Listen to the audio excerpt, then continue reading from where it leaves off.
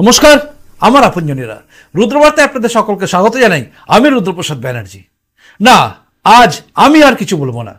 আজকে আপনারা শুনুন জিষ্ণু বসু, অর্থাৎ রাষ্ট্রীয় স্বয়ংসেবক সংঘের একজন দক্ষ কার্যকর্তা এবং যিনি একজন বাগ্মীও, এবং তার লেখা বইও অনেক কিছু বেরিয়েছে। তো তার একটি বক্তব্য যেটা আজকের এই পশ্চিমবঙ্গের পরিপ্রেক্ষিতে শোনা খুব দরকার। বাংলাদেশের যে অবস্থা এবং পশ্চিমবঙ্গের কি অবস্থা, এর পরিপ্রেক্ষিতে ন্যাশনাল লাইব্রেরিতে একটি অনুষ্ঠান হয়েছিল গত রবিবার, অর্থাৎ 16ই মার্চ। সেই অনুষ্ঠানে ন্যাশনাল লাইব্রেরিতে এই অনুষ্ঠানেতে তিনি ঠিক কি বক্তব্য রেখেছেন, একদম পুরোটা ভালো করে ঠান্ডা মাথায় 28 মিনিট শুনুন। তারপরের থেকে সারা পৃথিবীকে নেতৃত্ব দিয়েছে। আজকে বাংলাদেশের যে ভয়াবহ নির্যাতন হচ্ছে, মায়ের সামনে মেয়ে ধর্ষিতা হচ্ছে, মেয়ের সামনে মা ধর্ষিতা হচ্ছে, কোনো একটা দুর্গা মন্দিরে মা, মেয়ে, নাতনি, 3 প্রজন্মকে একসঙ্গে ধর্ষণ করা হচ্ছে। খুব খারাপ লাগছে। আপনি বলুন তো, যখন শ্রী চৈতন্য বাংলায় এসেছিলেন, সেই সময়ে সমাজের অবস্থা, হিন্দু সমাজের অসহায়তা এর থেকে বেশি ছিল না কম ছিল? বেশি ছিল। এবং তারপরেও এই যে আজকে এখানে এসে আমরা প্রতিবাদ করছি, সেই সময় শ্রী চৈতন্যের সময় তিনি প্রতিবাদের রাস্তা দেখিয়েছিলেন, কাজীর বাড়ি ঘেরাও করেছিলেন, কিন্তু সার্বিকভাবে তারপরে প্রতিবাদের রাস্তাও তখন ছিল না। বাংলাতে যখন গৌর গোবিন্দ, রাজা গৌর গোবিন্দ, সিলেটের রাজা গৌর গোবিন্দকে অন্যায়ভাবে হারালেন একজন ইয়েমেন থেকে আসা সুফি শাহজালাল। শাহজালাল এক বর্ণ বাংলা বলতে পারতেন না। আজকে বাংলাদেশের ঢাকা আন্তর্জাতিক বিমানবন্দর যার নামে, সেই ভদ্রলোক এক বর্ণ বাংলা বলতে পারতেন না। যারা ইতিহাসের চর্চা করেন তাদের কাছে কথা বলুন, জানুন। ইয়েমেন থেকে আসা, আফ্রিকার ইয়েমেন থেকে আসা শাহজালাল শেষ পর্যন্ত বাংলা বলতে পারতেন না। কেন ধীরে ধীরে আজকের অবস্থায় হয়েছে, তাতে যেমন এখানকার পশ্চিম বাংলার বাঙালির অন্যায় আছে, পাপ আছে। আমরা নিকারাগুয়ার জন্য, আমরা গাজা ভূখণ্ডের জন্য পশ্চিম বাংলা কলকাতার রাস্তা বন্ধ করে দিয়েছি। আর 2001 সালে ওই 14 বছরের মেয়েটা যখন 14 জনের দ্বারা ধর্ষিতা হলেন, তখন তার মা বাংলা ভাষাতেই বলেছিল, বাবা তোমরা আস্তে আস্তে আসো, মেয়েটার বয়স খুব কম। আমাদের প্রাণ কাঁদেনি। প্রত্যেকটা মানুষ যখন ওখানে মারা যাচ্ছে, তখন বাংলা ভাষাতেই চিৎকার করতে করতে মারা যাচ্ছে। তার বাড়ি দুর্গার প্রতিমা, কালীর প্রতিমা, শিবের প্রতিমা, তাদের ভেঙে গুঁড়ো গুঁড়ো করা হচ্ছে। আমার বাড়িতেও দুর্গা প্রতিমা আছে, কালী প্রতিমা আছে, আমি তার প্রতিবাদ করিনি। পশ্চিমবাংলার মানুষের আজকে যখন শুনতে হয় যে আর তো কটা দিন, আর 2 দিন পরে এখানকার হিন্দুরা সংখ্যালঘু হয়ে যাবেন, মনে রাখবেন আমি পাপ করেছি, আমার দাদা পাপ করেছে, হয়তো আমার আগের পুরুষও সেই পাপ করেছে। যে পাপের ফল আমাদেরকে ভোগ করতেই হবে। ঠিক সেই সময় একইভাবে 71 সালে বাংলাদেশ স্বাধীন হওয়ার পরে যখন একটা ধর্মনিরপেক্ষ গণতান্ত্রিক রাষ্ট্র তৈরি করার ছিল, সেই রাষ্ট্র তৈরি করার ক্ষেত্রে মূল যে শাসক দল ছিলেন, সেই শাসক দল ধারাবাহিকভাবে তা রক্ষা করতে পারেননি। শেখ মুজিবুর রহমানের সময় সংবিধানের প্রথমে বিসমিল্লাহির রহমানির রহিম লেখা হয়েছিল। সেটা শুধু শুরু, তারপরের থেকে প্রত্যেকটা ক্ষেত্রে রমনা, কালীবাড়ি যে পুনরুদ্ধারের সময় যে আগ্রহ দেখানোর দরকার ছিল, সেটা সে দেশের সরকার করেনি। আমাদের এখানে যখন যখন যেভাবে যেভাবে সহযোগিতা বাংলাদেশের আমাদের তথাকথিত বন্ধু সরকারের সঙ্গে আমাদের ছিল, বাংলাদেশের হিন্দুর অধিকার, হিন্দুর যে লড়াই, সেই লড়াইয়ের প্রকৃত সম্মান দেওয়া হয়নি। তাহলে চট্টগ্রাম বিমানবন্দরের নাম মাস্টারদা সূর্য সেনের নামে হতো, সাহা আমানতের নামে হতো না। সাহা আমানতও কিন্তু এক বর্ণ বাংলা বলতে পারতেন না। আমি রিপিট করছি, সাহা আমানতও এক বর্ণ বাংলা বলতে পারতেন না। মহিলা একটু আগে বলে গেলেন না যে কেবলমাত্র বাংলা কথা বলতে জানাটা বাঙালি নয়। আমাদের ছোটবেলায় কোন দেশ বলে একটা কবিতা পড়তাম না? কোন দেশেতে তরুলতা সকল দেশের চাইতে শ্যামল, কোন দেশেতে চলতে গেলে দুলতে হয় রে দুর্বা কমল, কোথায় ফলে সোনার ফসল, সোনার কমল ফোটে রে, সেই আমাদের বাংলাদেশ, আমাদেরই বাংলাদেশ। কিন্তু আমরা ভুলে যাই সোনার কমল মানে পদ্ম ফুল ফুটলে কিংবা ওই রকম সবুজ ঘাস থাকলেই বাংলাদেশ হয় না। তার একটা লাইন আছে, তারপরে পংক্তি আছে, চণ্ডীদাসের রামপ্রসাদের কণ্ঠ কোথায় বাজে রে। চণ্ডীদাসের রামপ্রসাদের কণ্ঠ যেখানে বাজে না, সেটা বাংলাদেশ নয়। বাংলাদেশ যে সরকারই আসুক না কেন, সে সরকার দিনের পর দিন এই ভুল করে গেছে যে চণ্ডীদাসের রামপ্রসাদের কণ্ঠ যাতে আরো আস্তে আস্তে করে কমে আসে তার ব্যবস্থা করেছে। আজকে যে ভয়াবহ অবস্থা হয়েছে, সেই ভয়াবহ অবস্থার জন্য প্রতিনিয়ত এপার বাংলার বাঙালিদের যেমন পাপ আছে, ওপার বাংলার তথাকথিত যারা বাংলাদেশের এই মুক্তিযুদ্ধের যে ঐতিহ্য তাকে বহন আজকে আমারও বুকে লেগেছে। শেখ মুজিবের যখন মূর্তি ভাঙা হচ্ছে আমারও বুকে লেগেছে। শেখ মুজিবের সেই কথাটা আমার তখন কানে বাজছিল, এবারে লড়াইটা স্বাধীনতার লড়াই। শেখ মুজিব 11 বছরে জেল কেটেছেন, সেই বেদনা আমার মনের মধ্যেও আছে। কিন্তু তারপরে দেশটা স্বাধীন হওয়ার পরে বহুদিন সময় ছিল চণ্ডীদাসের রামপ্রসাদের কণ্ঠ যাতে বাংলাদেশে বাজে তার ব্যবস্থা করা, সে ব্যবস্থা করা হয়নি। লোকে দুঃখ করে একজন বলতো যে নৌকা পাল্লা ধানের শীষ সব সাপেরই একই বিষ। খুব দুঃখ লাগে। রবীন বাবুরা একেবারে মাটিতে দাঁড়িয়ে সেই লড়াই করেছেন। আমরা প্রতিনিয়ত তাদের সঙ্গে যোগাযোগ রেখে আমরা কাজ করতাম বলে আমরা জানতাম, কষ্ট হতো, বলতাম। আর সবচেয়ে বড় যে ব্লান্ডার পশ্চিমবাংলার মাটি থেকে হয়েছিল সেটা তিস্তা চুক্তির ব্যাপারে। সত্যি কথা বলতে কি, আজকে যে শিলিগুড়ির মাত্র 15 কিলোমিটারের মধ্যে চীনের বেশ হয়েছে, আজকে এই সরকারের পরে যদি আরো খারাপ সরকার আসে তাহলে আওয়ামী লীগ তো শেষের দিকে চীনকে আটকে রেখেছিল যে না এখন ওইখানকার তিস্তা ডেভেলপমেন্ট প্রজেক্ট এখন করতে হবে না। তিস্তা প্রজেক্টকে যে আমরা দেব না তার জন্য কোন রকম সায়েন্টিফিক অ্যানালিসিস হয়েছিল? কারণ মনে হয়েছে যে না তিস্তা প্রজেক্টের আমি বিরোধিতা করব। তিস্তা প্রজেক্টের ওখানে পিট হোল করে ওখানকার যে তলার রিজার্ভ ওয়াটার আছে সেই রিজার্ভ ওয়াটার আমরা রেখেই দিতে পারতাম, কোনো অসুবিধা হতো না। তিস্তা প্রজেক্টের যে রাজনৈতিক দল নিজের কায়েমি স্বার্থের জন্য সেই দিন তিস্তা প্রজেক্ট আটকে দিয়েছিলেন, তিস্তা চুক্তি আটকে দিয়েছিল, এবং তিস্তা চুক্তি আটকে দেওয়ার পরেই একটু একটু করে আওয়ামী লীগের পায়ের তলার থেকে জমি সরে যায় এবং চীনের কাছে যেতে হয়। চীন এসে ওখানে ঘুঘুর বাসা তৈরি করে। আর আজকে শিলিগুড়ি থেকে মাত্র 15 কিলোমিটারের মধ্যে চীন যদি মনে করে, প্রয়োজন মনে করে, তাহলে ওখানে একটা ঘাঁটি নিজেদের জন্য তৈরি করে রেখে দিতে পারে। তার জন্য আমার এই রাজ্যের অপরিণামদর্শী রাজনৈতিক শক্তি দায়ী, যারা কোন রকম বৈজ্ঞানিক গবেষণা ছাড়া শুধু শুধু সেদিনকে মানে ইউপিএ 2 এ তিস্তা চুক্তির বিরোধিতা করেছিল। কতগুলো বিষয় ভাবলে অবাক লাগে যে ভারতবর্ষ স্বাধীন হয়েছে, ভারতবর্ষ স্বাধীন হওয়ার পরে 61 জন মানুষের ভারতবর্ষের স্বাধীনতা সংগ্রামে তারা ফাঁসিতে নিজেদের প্রাণ দিয়েছে, ফাঁসির কাঠকে বরণ করে নিয়েছে। এই 61 জনের মধ্যে 42 জন বাংলায় কথা বলতেন, বাংলাভাষী।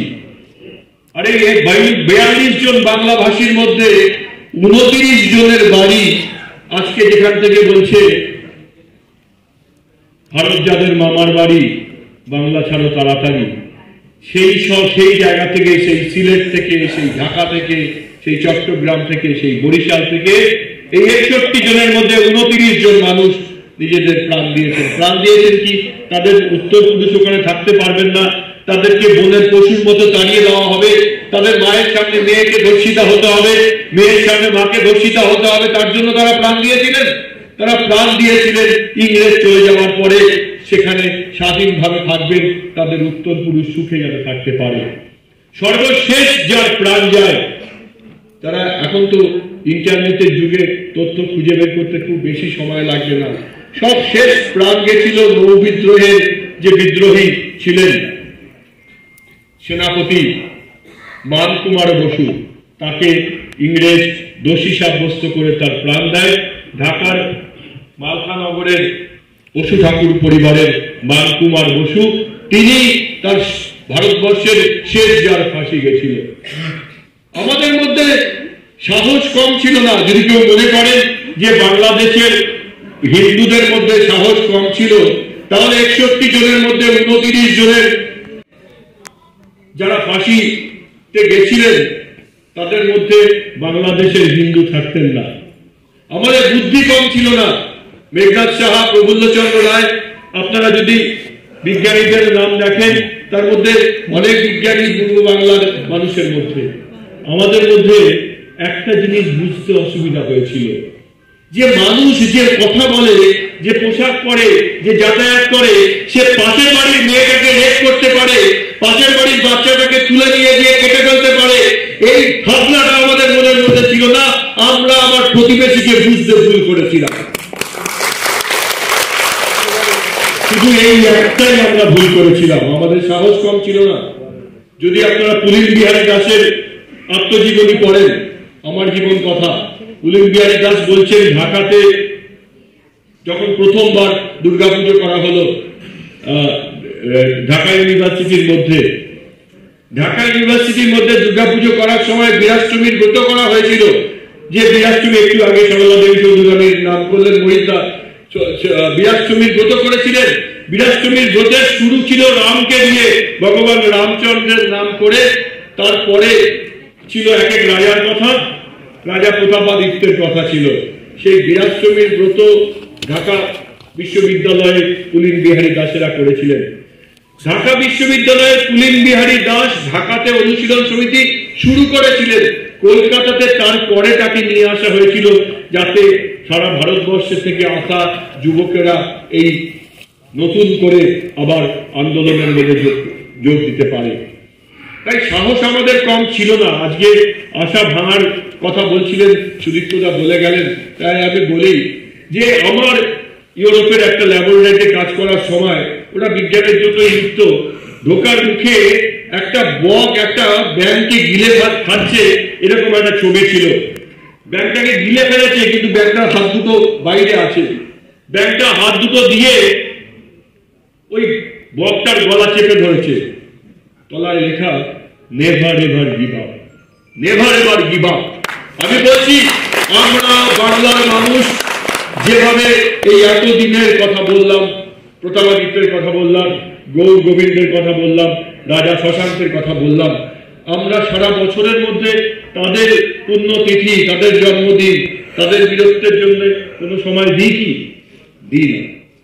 আমরা ধরুন কোনো একটা জিনিসের মধ্যে আমার একটু মনে হলো যে আমার সঙ্গে ইন্দ্রনীলদার একটু মনের দিক থেকে অনৈক্য হয়েছে, কিন্তু ইন্দ্রনীলদা সারাটা দিন হিন্দু ঐক্যের জন্য কাজ করছে।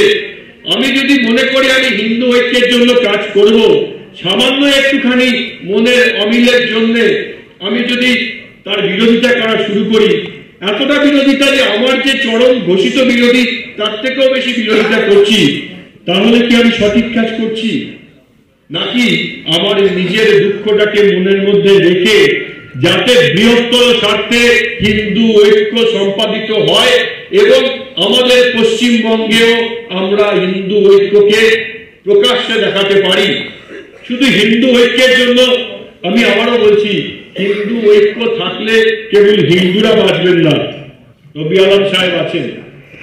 যদি হিন্দু ঐক্য না থাকে তাহলে ওখানে পয়লা বৈশাখ হবে না, 21শে ফেব্রুয়ারি হবে না।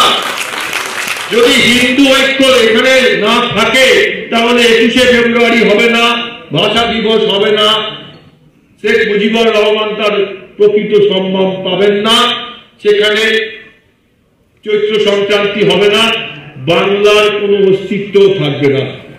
বাংলাদেশ এবং আফগানিস্তানের মধ্যে কোনো পার্থক্য বুঝতে পারবেন না। আর বাংলাদেশ যদি আফগানিস্তান হয় তাহলে পশ্চিমবঙ্গ পশ্চিম বাংলাদেশ হবে, এবং আমরা আস্তে আস্তে এখান থেকে, যেটা এক্ষুনি বললেন, আমরা এখানে কেউ বিক্রি করে দিয়ে যাব। কালীঘাটের যারা প্রাসাদ বানিয়েছেন তারা নিশ্চয়ই বিটকয়েন কিনেছেন, তারা যখন মনে করবেন তখন এখান থেকে চলে যাবেন। আপনার আমার বিটকয়েন কেনা নেই, আমার ছেলে বিদেশে রাখা নেই, সুতরাং আমার এখানে মরতে হবে। মরতে যখন হবে তখন এখন আজকে লড়াই করে মরাটা ভালো কিনা বলুন। একবার আমাকে আক্রমণ করেছিল, অজ্ঞান করে ফেলে রেখে গেছিল।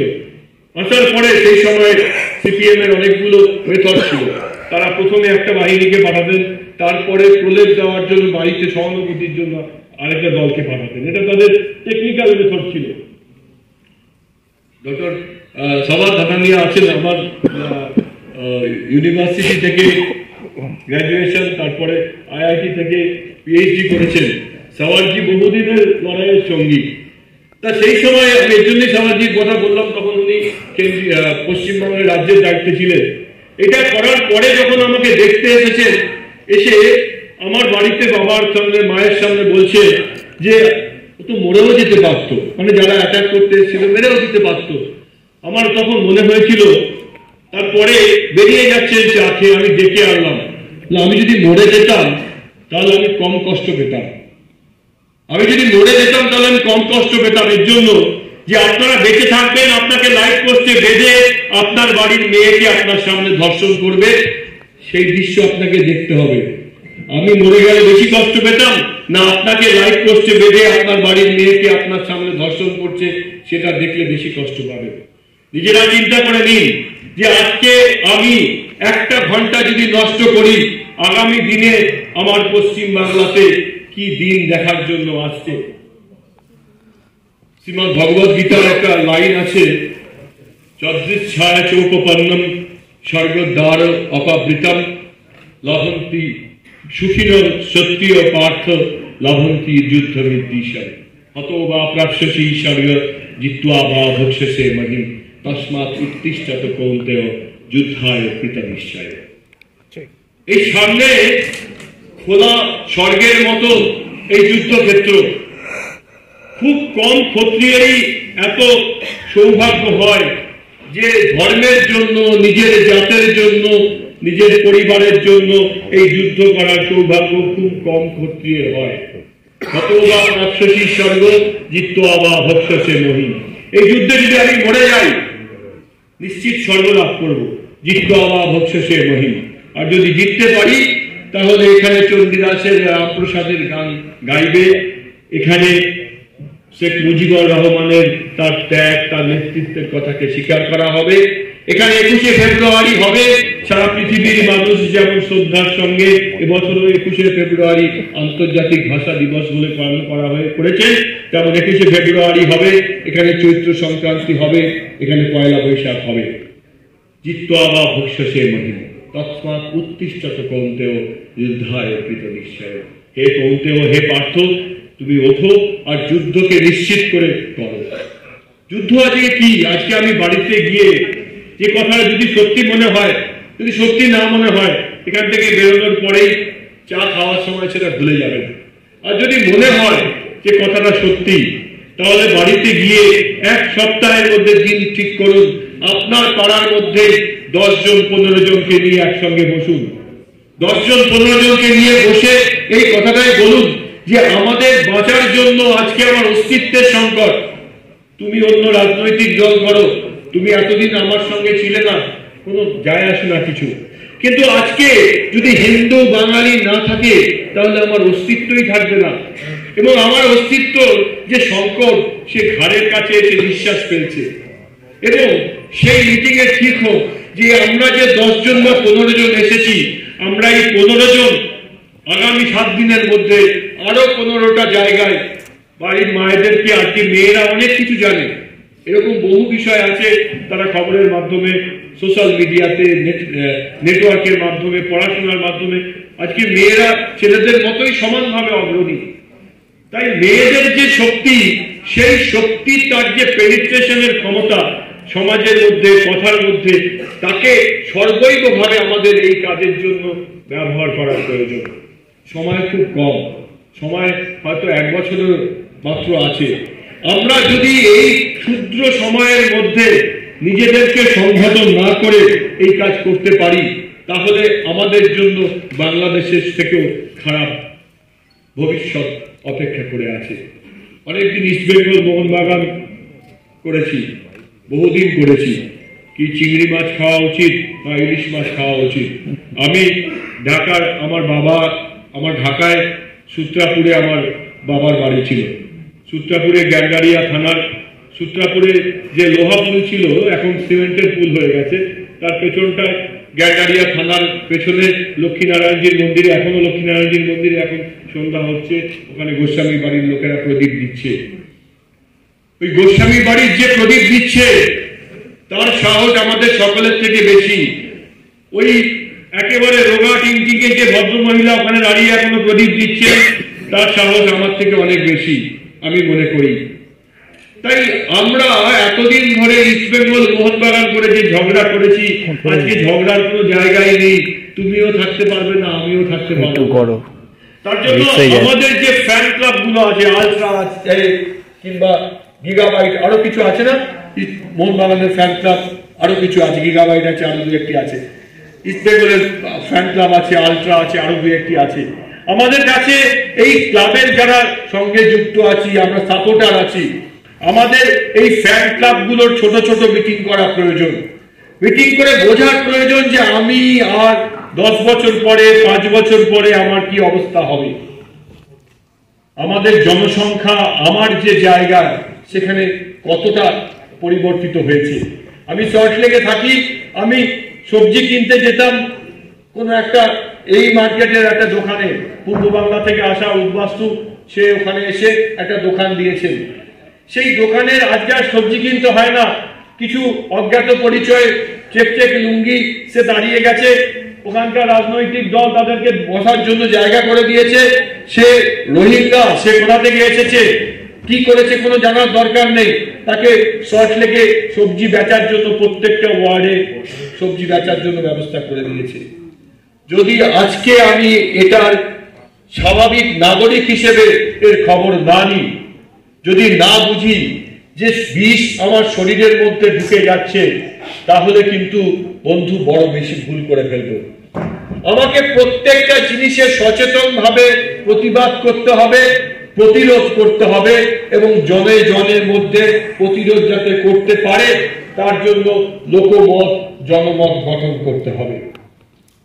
আজকে অনেক সম্মানীয় বক্তা আছেন, আমি শুধু একটা অনুরোধ রেখে আমার বক্তব্য শেষ করব। যদি ভুল বোঝাবুঝি কারোর মধ্যে হয়, তাহলে অন্তত 1টা বছর, 1.5 বছর সব ভুলে গিয়ে আমার অস্তিত্বটাই যে বিপন্ন, সামনে বাংলাদেশের দগদগে চেহারা আমার সামনে ভেসে আছে, আমার অবস্থা ওরকম হবে যদি আমি নিজেদের মধ্যে ভেদাভেদ ভুলে না গিয়ে এখনো একত্রিত না হই। আর যদি আমি নিজেদের মধ্যে ভেদাভেদ ভুলে দিয়ে মনে করি আমার দিনে নিজের কাজটুকু বাদ দিয়েও আমার কাছে 3 ঘন্টা 4 ঘন্টা সময় আছে, এই 3 ঘন্টা 4 ঘন্টা মাত্র 1 বছরের জন্যই আছে, তারপরে শুধু কান্নাকাটি করতে হবে, তারপরে আর কিছু নেই। 1-1.5 বছরের মধ্যে সমাজ যদি সংগঠিত না হয়, তাহলে আর পরবর্তীকালে আমাদের যেমন পূর্ব বাংলার লোকেরা গিয়ে এখানে গিয়ে ওখানে গিয়ে গল্প করেন, তাও তো পশ্চিমবাংলায় বাংলায় গল্প করতে পারেন, কারণ শ্যামাপ্রসাদ মুখোপাধ্যায় তারা এই হিন্দু হোমল্যান্ড দিয়ে গেছিলেন বলে। সিন্ধের লোকেরা গিয়ে কি সিন্ধি ভাষায় কোথাও গল্প করতে পারেন? কলকাতাতেও সিন্ধের লোক আছে, মধ্য ভারতে ভূপালে আমি প্রচুর সিন্ধের লোক দেখে এসেছি, তারা কি সিন্ধি ভাষায় গল্প করেন? হিন্দিতে গল্প করেন। আপনাকেও বাইরে গিয়ে হিন্দিতে, ইংরেজিতে, অন্য ভাষায় গল্প করতে হবে। শ্যামাপ্রসাদ মুখোপাধ্যায় ছিলেন বলে আজকে কমিউনিস্ট পার্টি আছে, আজকে তথাকথিত এই আল্ট্রা লেফট এসব আছে, এবং এখানে আমাদেরকে ভেঙে দেওয়ার জন্য, আমাদেরকে মনোবলকে ভাঙার জন্য কালচারাল মার্কসিজম আছে। একটা কথা আজ বলা প্রয়োজন, আমরা নিজেরা মনে করছি যে আমাদের বাড়িতে বাড়িতে LGBTQI এর প্রভাব পড়ছে। আমার বাচ্চাটাও বলছে আমি ঠিক মেয়ে নয়, তুমি আমার কেন সারাদিন খালি শাড়ি পরার জন্য পরার জন্য করছো। আমি মনে করছি যে আচ্ছা হতেও পারে এই করে। এটা কিন্তু একটা বিষ আমার শরীরের মধ্যে ঢোকাচ্ছে। মনুষ্য যে সমাজ, মানুষ যে একটা জাতি, হোমোসেপিয়েন্স সেপিয়েন্স, সেইটা আগামী গত যখন কোকাকোলা প্রথমে এসেছিল না, এই হ্যাঁ রাইট চয়েস বেবি, জুহি আর রেমো প্রথম আমাদের তখন শৈশব থেকে যৌবনে করেছিল, এই হ্যাঁ রাইট চয়েস বেবি। LGBTQI এই হ্যাঁ রাইট চয়েস বেবি, এই মার্কেটিং করে যারা আমার ছেলে আমার বাড়ির লোকের কাছে দিচ্ছে। আচ্ছা, LGBTQI হিন্দু বাড়িতে প্রভাব ফেলছে, মুসলমানরাও তো হোমোসেপিয়েন্স সেপিয়েন্স।